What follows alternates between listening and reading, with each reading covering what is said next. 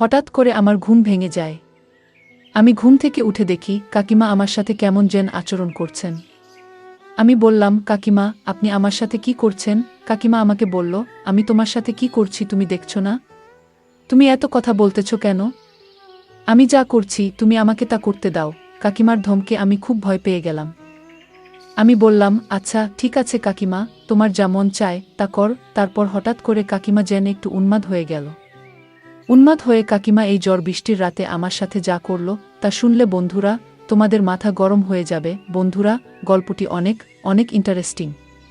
আশা করি গল্পটি শুনিয়ে তোমরা অনেক মজা পাবে। বন্ধুরা, তোমাদের আমার ছোট্ট একটি অনুরোধ, তোমরা দয়া করে আমার চ্যানেলটিকে সাবস্ক্রাইব করে আমাকে সাপোর্ট করবা। হ্যালো বন্ধুরা, আমি ফারদিন। এটা আমার ছদ্মনাম। বর্তমানে আমার বয়স 25 বছর। আজকে আমি তোমাদের মধ্যে যে গল্পটি বলবো, তখন আমার বয়স ছিল 13 কিংবা 14 বছর। আমার কাকা ছিলেন একজন ছোটখাটো ব্যবসায়ী। মাঝে মধ্যেই কাকা যখন ব্যবসার কাজে বিভিন্ন জায়গা চলে যেতেন, তখন 3 দিন 4 দিন এমনকি 1 সপ্তাহ পর্যন্ত বাড়ির বাইরে থাকতেন। যখনই কাকা বাড়িতে থাকতেন না, তখনই কাকিমাদের বাড়িতে আমাকে থাকতে হতো। কারণ এক হচ্ছে কাকিমার বিয়ে হয়েছে মাত্র বছর 2। কাকিমার এখনও কোনো সন্তানাদি হয়নি। আর 2 হচ্ছে কাকিমা একলা একলা থাকতে অনেক ভয় পেতেন। কাকা যখন ব্যবসার কাজে বিভিন্ন জায়গা চলে যেতেন এবং বাড়িতে আসতে পারতেন না, তখন কাকিমা একলা একলা রাতে থাকতে পারতেন না। তিনি খুব ভয় পেতেন। আমাদের বাড়িটা খুব নির্জন ছিল। আমাদের বাড়িতে আর কোনো ছেলে মেয়ে ছিল না। আমার কাকা তো সবে মাত্র কিছুদিন হলো বিয়ে করেছেন। আর আমি আমার বাবার একমাত্র সন্তান। আমাদের কোনো ভাই বোন ছিল না। আমাদের বাপ চাচা মিলে মোট 2 জন, আমার আব্বু এবং আমার কাকা। অর্থাৎ এক কথায় বলতে গেলে এই বাড়িতে 14-15 বছরের ছেলে যদি থাকে, তাহলে শুধুমাত্র আমি। রাতে কাকিমা যখন একা একা বাড়িতে থাকতেন, তখন কাকাই আমাকে বলতেন, তোর কাকিমা একা একা থাকলে সে অনেক ভয় পায়। বাড়িতে তো আমাদের অন্য কোনো মানুষ নাই। তুই আমাদের ভাইয়ের ছেলে হলে কি আর আমার ছেলে হলে কি? তুই তো আমাদের একমাত্র ছেলে। তুই তো জানিস আমি একটা ছোটখাটো ব্যবসা করি। আমাকে মাঝে মধ্যেই ব্যবসার কাজে বাইরে থাকতে হয়। যখন আমি বাইরে থাকি তখন তুই আমাদের বাসায় থাকবে। কারণ তোর কাকিমা রাত্রিবেলায় একা একা থাকতে পারে না। আর তাছাড়াও তোর কাকিমা প্রেসারের রোগী। আমি যখন বাড়িতে থাকব না, তখন তুই আমাদের বাসায় গেস্ট রুমে থাকবে। আর তোর কাকিমার কাছ থেকে টাকা নিয়ে যা বাজার সদাই লাগে সব কিছু করে দেবে। আর তোর কাকিমার দেখাশোনা করবে। আমি বললাম, ঠিক আছে কাকা, কাকিমার যা যা বাজার লাগে সব কিছু আমি করে দেব। এ নিয়ে তুমি কোনো চিন্তা করো না। তারপর থেকেই বন্ধুরা, কাকা যখন বাড়িতে থাকতো না, তখন কাকাদের এখানে আমাকে থাকতে হতো। কাকিমা যে রুমে থাকতো ঠিক পাশের রুমেই আমি থাকতাম। কিন্তু আমি যখনই কাকাদের রুমে যেতাম, অর্থাৎ কাকার এখানে রাতে থাকতে যেতাম, তখনই কাকিমা আমাকে ডেকে নিয়ে যেত তার রুমে এবং আমাকে নিয়ে গল্প করত। অনেকক্ষণ টিভি দেখত। আমার কাকিমা ইন্টারমিডিয়েট পর্যন্ত পড়ালেখা করেছে। আর এদিকে আমি ক্লাস 8-এ পড়তাম। মাঝে মধ্যে কাকিমা আমাকে পড়াতো বটে, তবে বেশিরভাগ সময় কাকিমা আমাকে নিয়ে গল্প করত এবং বিভিন্ন রোমান্টিক মুভি দেখত। একদিন আমি কাকাদের এখানে থাকতে গেলে কাকিমা আমাকে বলল, বাবা ফারদিন, আজকে তুমি আমার এখানে থাকবে। বাইরে যে ঝড় বৃষ্টি আর বজ্রপাত হচ্ছে তাতে আমি খুব ভয় পাচ্ছি। আমি বললাম, কাকিমা সমস্যা কি? বাইরে বজ্রপাত থাকলেও তো সমস্যা নাই, চতুর্দিকে তো বিল্ডিং, আপনার কোনো ভয় নাই। তারপরও কাকিমা বলল, বাবা ফারদিন, তোমাকে আমি যা বলছি তুমি তাই করো। আমার আজকে খুব একটা ভালো লাগছে না। তুমি আজকে আমার পাশে থাকবা, তা না হলে আমার খুব খারাপ লাগবে। আমি বললাম, আচ্ছা ঠিক আছে কাকিমা, তোমার যেহেতু খারাপ লাগছে তাহলে তো নিশ্চয়ই তোমার পাশে আমাকে থাকতে হবে। কিছুক্ষণ পর কাকিমা আমাকে বলল, বাবা ফারদিন, অনেকদিন ধরে তোমার সাথে আমার গল্পগুজব আড্ডাবাজি হয়নি। আচ্ছা, আজকে তোমাকে নিয়ে আমি অনেক আড্ডা দেব। আমি বললাম, কাকিমা, আমি খুব একটা বেশি আড্ডা দিতে পছন্দ করি না। তারপর কাকিমা আমাকে বলল, আজকে আমার সাথে তোমাকে আড্ডা দিতেই হবে।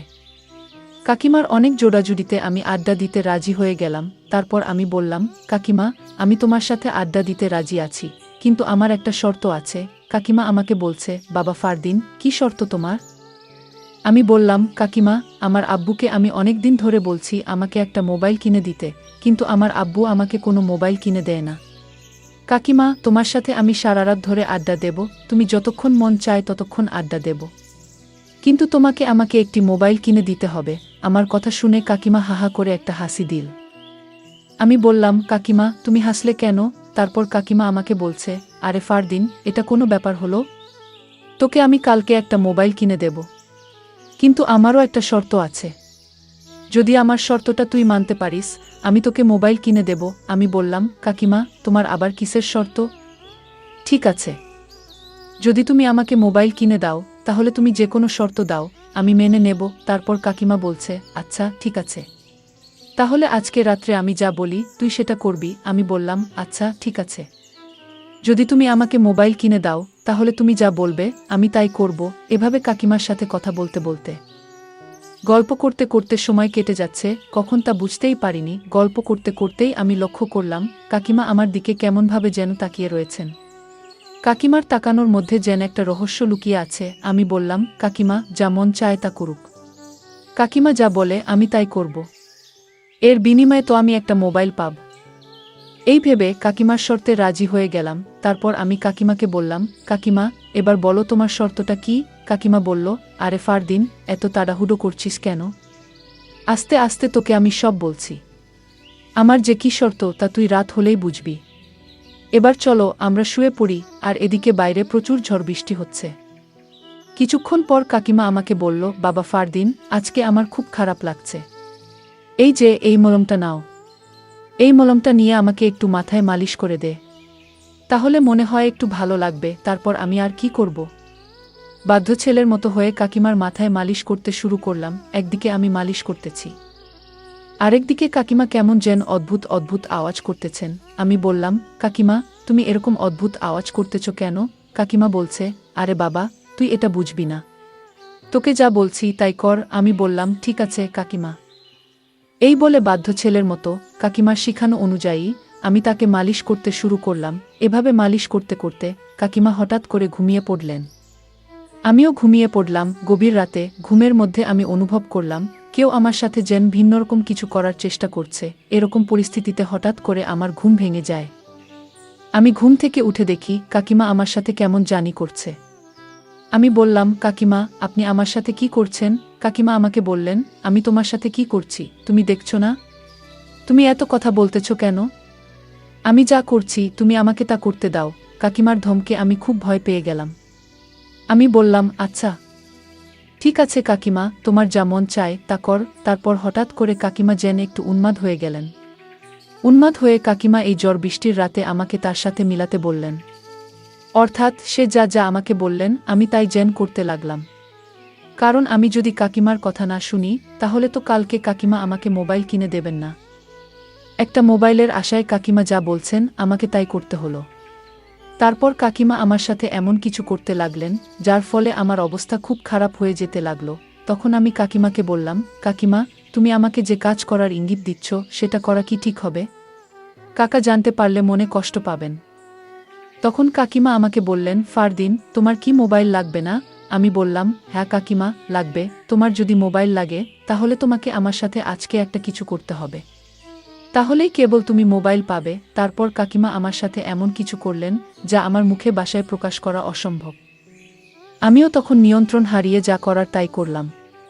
তারপর কাকিমার ইচ্ছামতো আমার সাথে অনেকক্ষণ বিনোদন করলেন। একটা পর্যায়ে তিনি ক্লান্ত হয়ে গেলেন। তারপর আমি কাকিমাকে বিনয়ের সাথে বললাম, কাকিমা কাকার সাথে কখনো এরকম কিছু বলবেন না, আপনাকে অনুরোধ করলাম। কাকা জানতে পারলে আমাকে মেরে ফেলবে। তখন কাকিমা বললেন, আরে পাগল, তুমি এই বিষয় নিয়ে কোনো চিন্তা করো না। তুমি তো আমার কথায় থাকছো তাই না? তোমার কাকা জানবে কি করে? এখানে তুমি আর আমি ছাড়া তো কেউ নেই। ফারদিন তুমি অনেক সুন্দর, তোমাকে আমার অনেক পছন্দ, তুমি কিউট একটা ছেলে। তোমাকে আমি অনেক ভালোবাসি, কিন্তু আমি তোমাকে কখনো বলতে পারিনি। তোমাকে নিয়ে বিনোদন করা আমার অনেক দিনের শখ। আজকে তুমি আমার ইচ্ছা পূরণ করছো। ঠিক আছে ফারদিন বন্ধুরা, তারপর আমি আর কি করব? আমিও তো একজন মানুষ, আমারও তো কিছু না কিছু আছে। তারপর যা হওয়ার তাই হলো। অনেকক্ষণ বিনোদনের পর ক্লান্ত হয়ে পড়লাম। বন্ধুরা, দিনটি ছিল আমার জন্য অনেক রোমান্টিক স্মরণীয়। বন্ধুরা, আজকে এ পর্যন্তই। আমি আবার আসব তোমাদের মধ্যে নতুন কোনো গল্প নিয়ে। বন্ধুরা, ভিডিওটি যদি ভালো লাগে তাহলে একটি লাইক দাও। বন্ধুরা, এরকম ধরনের ইন্টারেস্টিং ভিডিও পেতে তোমরা অবশ্যই আমার চ্যানেলটিকে সাবস্ক্রাইব করে আমাকে সাপোর্ট করবে। পরিশেষে তোমাদের সকলের নেক হায়াত কামনা করি।